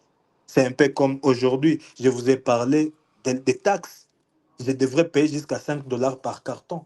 Mais je peux vous assurer que je ne paye même pas 1 $ par carton. Ne me posez pas la question de savoir comment je fais. Mais l'expérience nous a amenés à adopter des attitudes, des comportements, des pratiques, à comprendre les astuces qu'il faut mettre en avant et pour faire sauter des verrous. Donc, faites-vous accompagner aussi. Ne soyez pas pressé à jeter votre argent à investir. Formez-vous, faites-vous accompagner et puis côtoyez les personnes de cet écosystème du domaine dans lequel vous voulez investir. Voilà, Accra, mes chers amis, les quelques réponses que je pouvais apporter. Merci beaucoup, coach. J'ai oublié de préciser au début de ce webinaire que le coach était aussi un juriste et comme vous savez, les juristes, ils parlent beaucoup.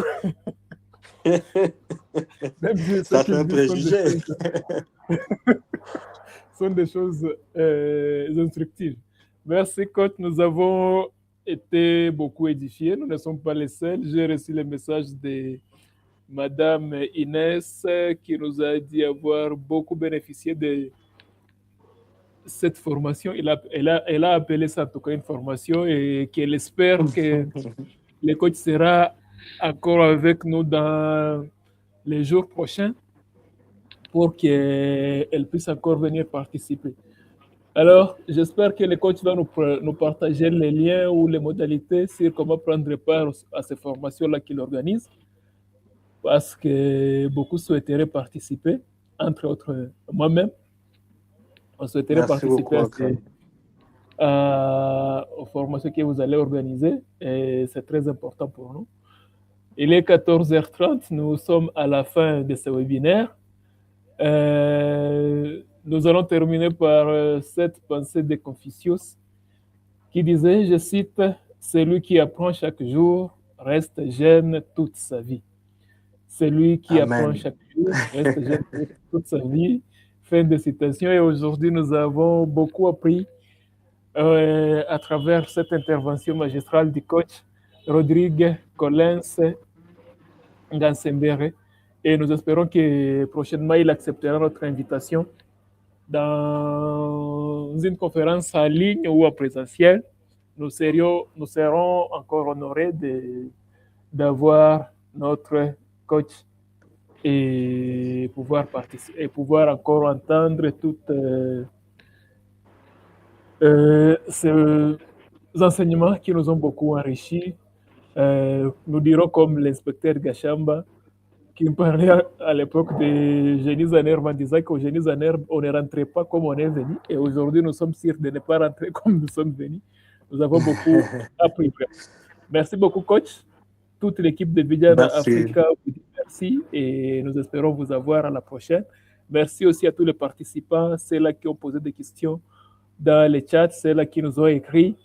Et aujourd'hui, nous avons changé de plateforme parce que nous comptions vraiment enregistrer ce webinaire.